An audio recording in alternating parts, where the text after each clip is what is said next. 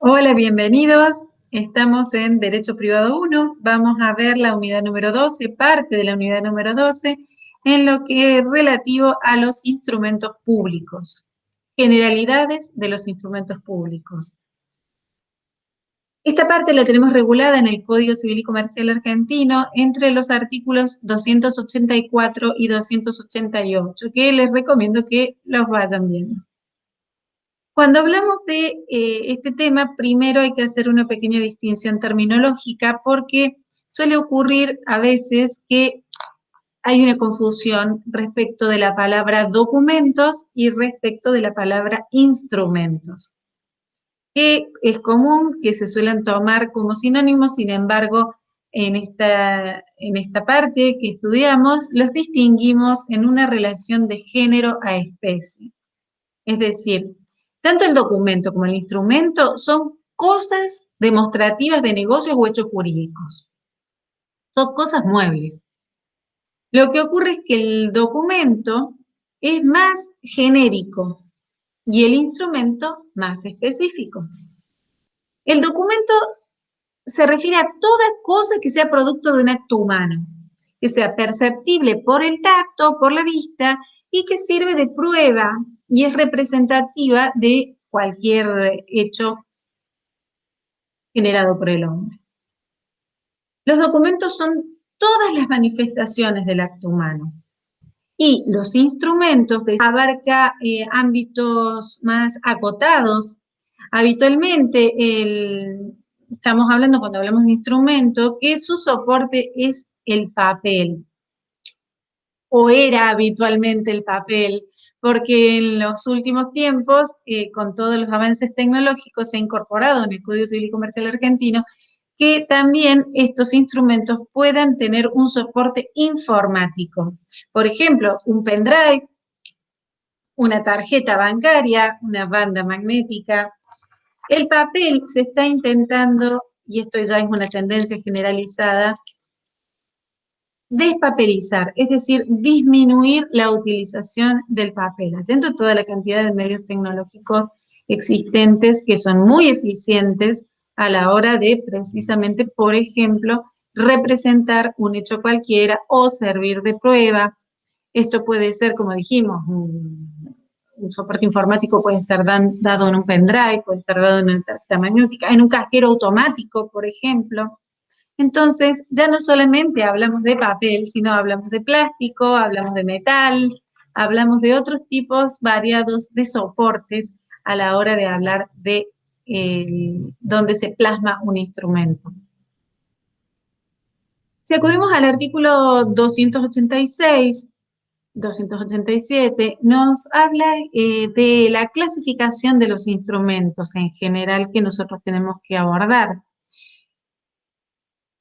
Y dice que la expresión escrita puede tener lugar en instrumentos públicos o en instrumentos particulares. Estos instrumentos públicos e instrumentos particulares. Estos instrumentos particulares pueden ser firmados o no firmados, excepto en los casos en que se determina una instrumentación que sea impuesta por la ley, por supuesto, específicamente. Y puede hacerse constar en cualquier soporte, como dijimos recién, en cualquier soporte se puede hacer constar ese instrumento, siempre que su contenido sea representado con un texto inteligible, aunque su lectura requiera de medios técnicos, como decíamos, el pendrive, por ejemplo, requiere de un medio técnico para poder ser descifrado, para que el texto sea inteligible. Dijimos entonces que teníamos los instrumentos públicos y los instrumentos particulares. El instrumento particular puede ser firmado o no firmado. Si el instrumento particular está firmado, se llama instrumento privado. Si el instrumento particular está firmado, se llama instrumento privado. Si no está firmado, se lo denomina instrumento particular no firmado. Esta categoría comprende todo tipo de escritos no firmados, como puede ser cualquier impreso, puede ser los registros, sean visuales, auditivos, de cosas, de hechos, cualquier medio que sea empleado puede ser, por ejemplo, un ticket de supermercado, un ticket de colectivo, por ejemplo, un instrumento no firmado. También puede ser registros visuales o auditivos, por ejemplo, puede ser un audio de WhatsApp, por ejemplo, para que se den una idea de cómo tiene una actualidad y una vigencia estas modificaciones del código, estas incorporaciones al código que resultan de suma utilidad. Ahora, esto de los instrumentos públicos y privados, y particulares firmado o no firmado, que esto de firma. Esto de la firma lo vemos en el artículo 288 del Código Civil y Comercial de la Nación, en donde la firma prueba la autoría de la declaración de voluntad expresada en el texto al cual corresponde. ¿En qué consiste esta firma? Tenemos dos tipos de firma. Hoy en día tenemos la llamada firma manuscrita o firma hológrafa o firma de puño y letra, que consiste en la escritura del nombre del firmante o de un signo que utilice de manera habitual. Y otro tipo de firma es la llamada firma digital, que la tenemos incorporada en la Argentina a través de la ley 25.506. Y es la que se utiliza en todos los instrumentos generados por medios electrónicos. El requisito de la firma de una persona queda satisfecho si se utiliza la firma digital. ¿Y qué asegura la firma digital? Asegura indudablemente, indubitablemente, la autoría de la persona que ha firmado de manera digital y, por otra parte, también la integridad del instrumento. En otra oportunidad vamos a ver más específicamente el tema de firma digital, que es todo un procedimiento con algoritmos matemáticos, con distintos tipos de clave, una clave pública y una privada, que asegura esto de la autoría y la integridad del instrumento. Son medios sofisticados que se utilizan ya hoy bastante y es lo mismo, es decir, tiene la misma validez la firma manuscrita y hológrafa que también prueba la autoría de la expresión de voluntad en un texto escrito y tiene la misma validez en un instrumento generado por medios electrónicos, la firma digital. Las dos aseguran la autoría, digamos, prueban la autoría de la declaración de voluntad del que la emite. Y además, en el caso de la firma digital, como dijimos recién, además, digamos, asegura la integridad del documento. Cuando hablamos ahora sí de instrumentos públicos, estamos hablando de un instrumento que se otorga con todas las formalidades exigidas por la ley por una persona que tiene que ser idónea y competente para dar fe por sí misma de los actos en los que interviene. Esto del instrumento público realmente es muy importante porque da la autenticidad del documento. ¿Qué es la autenticidad del documento? Bueno, esta cualidad que implica que un instrumento público se prueba por sí mismo. Es decir, no necesita de pruebas adicionales, da fe, es auténtico por sí mismo. Esto precisamente es lo que hace a la fe pública.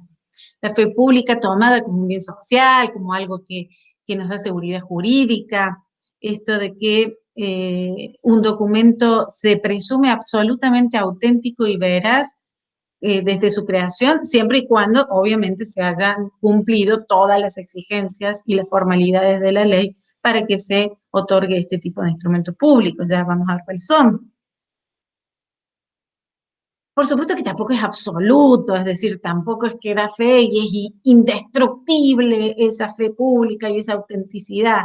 Es decir, lo dan, da seguridad jurídica, pero sí existieron errores, equivocaciones, sí hubo algún pillo que actuó en algún acto de corrupción, en alguna cuestión inmoral, tiene su remedio también, que es la llamada acción de redargución de falsedad. Bueno, esto de los instrumentos públicos tiene distintas categorías, distintas clases. Eso está plasmado en el artículo 289 del Código Civil y Comercial de la Nación. ¿Y cuáles son estas clases?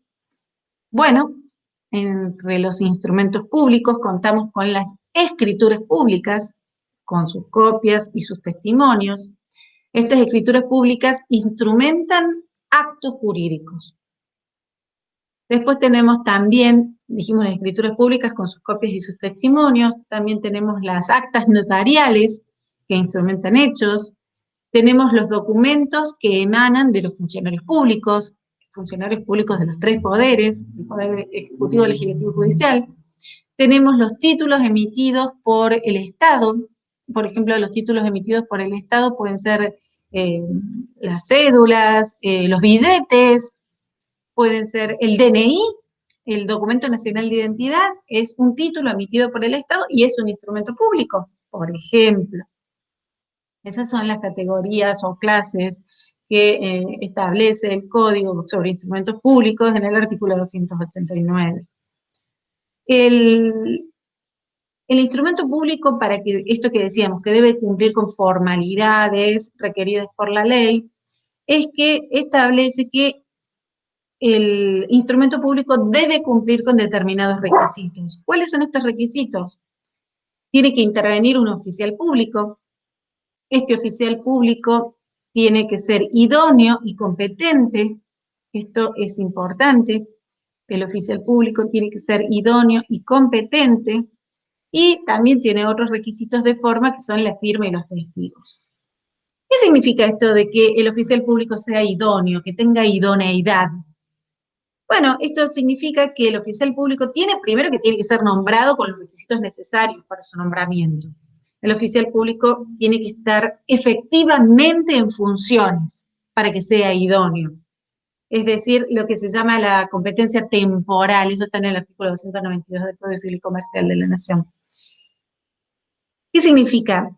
Que se encuentre efectivamente en funciones. Significa que, por ejemplo, el oficial público interviniente, por ejemplo, un oficial público del registro civil que realiza casamientos, matrimonios, o un oficial público, un juez, o por ejemplo, un oficial público,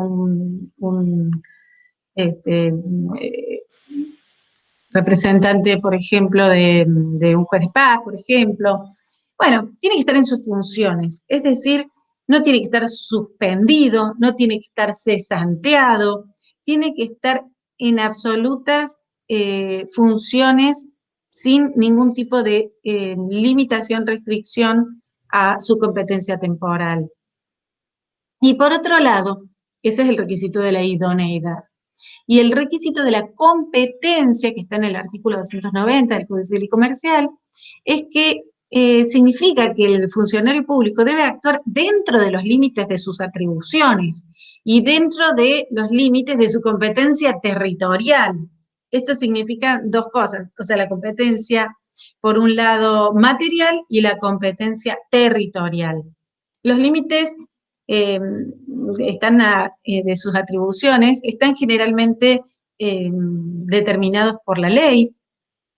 Por ejemplo, la competencia comprendida en este conjunto de funciones que un órgano puede legítimamente ejercer. En cuanto a la competencia material, como dijimos, delimitada por las normas que regulan cada una de las actividades, significa ejemplo que esto que decíamos, un oficial, por ejemplo, un oficial público del registro civil que realiza actas de matrimonio, no puede salir a hacer una sentencia penal, o sea, no es su competencia material. O, por ejemplo, un juez civil no puede realizar una sentencia penal o de otra competencia material que no sea la suya. Y así, en todos los órganos, tiene que estar la competencia de la materia, es decir, la que delimita cada una de las actividades para la cual ese funcionario público fue nombrado, es decir, su materia. No puede salirse de la materia a la que se le asignó, para lo cual se lo nombró en sus funciones. Y por otro lado, tenemos la llamada competencia territorial, que es ese espacio o ámbito de ejercicio de ese funcionario público. Es muy fácil. Un funcionario de Córdoba Capital no puede, por ejemplo, este funcionario público de actas matrimoniales no puede realizar un acta matrimonial en Buenos Aires, porque no es su competencia territorial. Y así, eso es un ejemplo, como pueden ser tantos otros. Es decir, cada uno tiene delimitado su espacio, su ámbito de ejercicio, y solamente tiene esa competencia territorial para actuar ahí y no en otro lugar. Bueno, acá están un poquito las excepciones de, salvo que se tenga una zona en duda y que habitualmente haya duda en cuanto al límite y se crea que pertenece a esta jurisdicción y no, bueno, esas son algunas pequeñas excepciones y casos puntuales, pero ahora estamos viendo las generalidades. Eh, Otra de las, eso en cuanto a los requisitos del oficial público, que sea idóneo y que sea competente. Y en cuanto a los requisitos de la forma, recién dijimos, la firma y los testigos. Bueno, esto de la firma que recién mencionábamos, más o menos de qué significaba la firma, o manuscrita, o la firma digital, bueno. Acá, en el instrumento público, un requisito de forma que sí o sí debe estar, es la firma del oficial público y de las partes intervinientes, o de sus representantes en su caso, por supuesto. Si alguno de los intervinientes, alguna de las partes, por ejemplo, no supiese firmar o no pudiese firmar, porque lo que fuere, no puede, tiene alguna imposibilidad física, algún accidente o lo que fuere, se contempla que se puede pedir la firma de un tercero a ruego. Y el oficial público debe dejar constancia de eso en el instrumento. Algo muy importante en cuanto a la firma es que si falta la firma de alguno, invalida el acto. Por supuesto, es un requisito de forma que sí o sí tiene que estar. Y el otro requisito de forma, además de firma, era el de los testigos. Es el de los testigos. ¿Cuál es la función de los testigos? La función de los testigos es dar mayor credibilidad. Así nació el tema de los testigos, dar un apoyo a la credibilidad de los actos.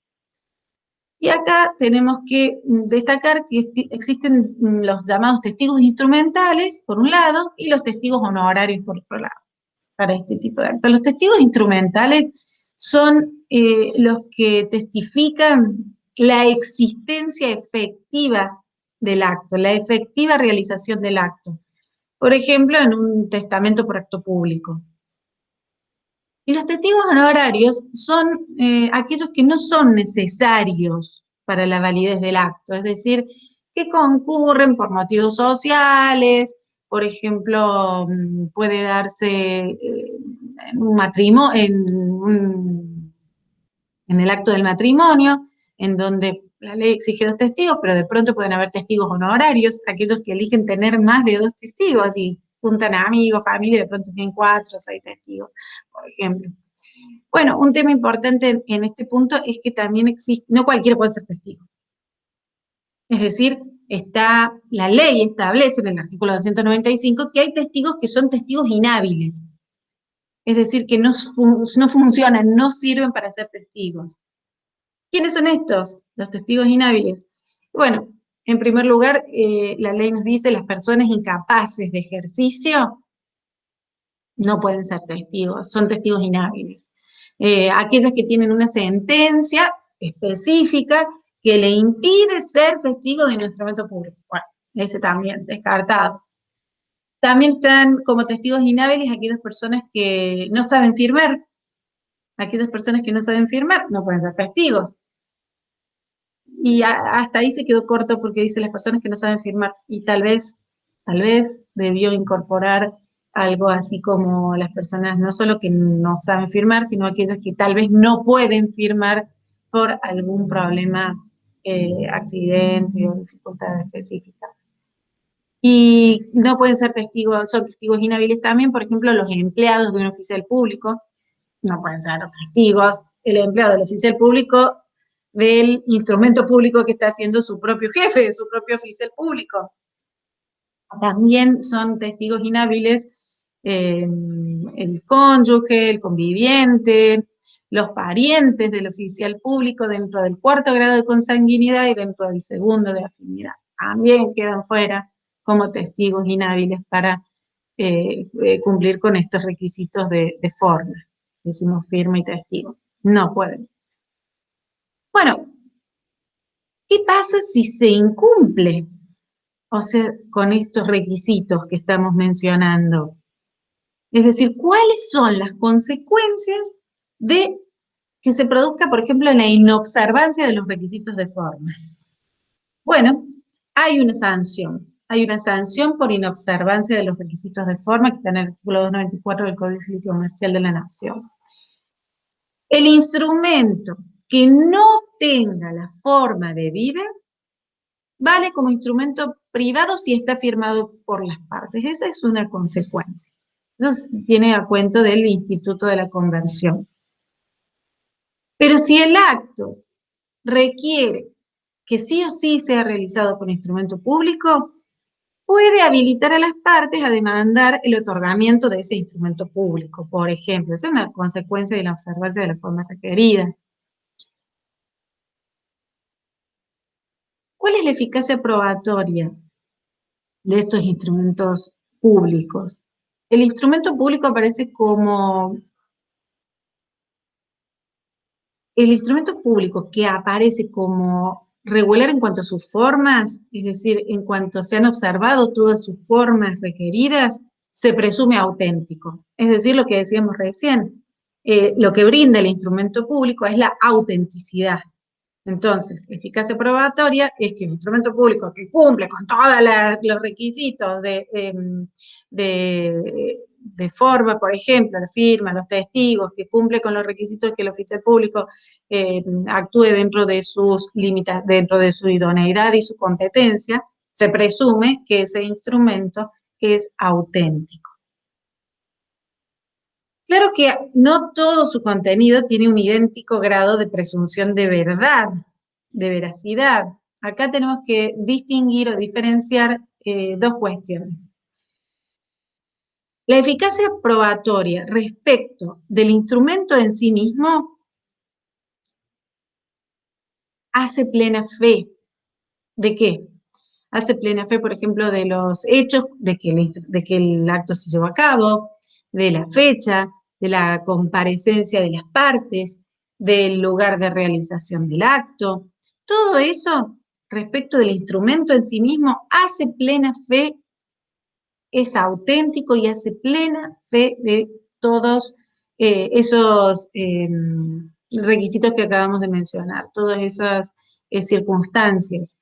Ahora, hace plena fe siempre y cuando, por supuesto, no se plantee una acción de redargución de falsedad por alguna cuestión que se haya producido de error, de equivocación, o tal vez de alguna persona que no haya actuado correctamente, es decir, con alguna cuestión eh, que haya algún tipo de falsedad. Bueno, eso respecto al instrumento en sí mismo. Y en cuanto a la eficacia probatoria, respecto del contenido de las declaraciones de las partes sobre el contenido del acto, es decir, cuando las partes dicen que realizan reconocimientos o pagos o dejan plasmadas convenciones entre las partes. Bueno, pues respecto del contenido va a ser plena fe hasta que se produzca prueba en contrario. Entonces, en cuanto a la eficacia probatoria, decimos estas dos cosas. Respecto al instrumento en sí mismo, hace plena fe.